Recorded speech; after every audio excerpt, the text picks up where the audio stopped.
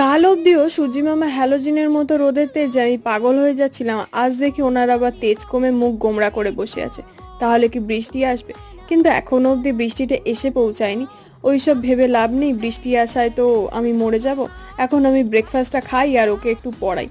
তো পড়াতে পড়াতে ওনারা আবার আবদারও হয়েছে যে পিপি আমি সব হোমওয়ার্ক করে এনেছি, আমাকে তুমি একটা স্মাইলি ফেস দেবে।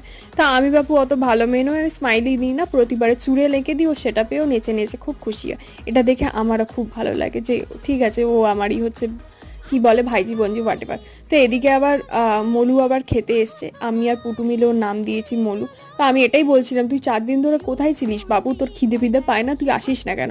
ওনাকে আবার আমি ভাতও দিয়েছিলাম, কিন্তু উনি তো এত ভিতর দিন এপারে খেতে আসেন, আমাকে ডেন পেরিয়ে ওপারে খেতে দিতে যেতে হয়েছিল, যার জন্য আমার আর ভিডিও করা হয়নি।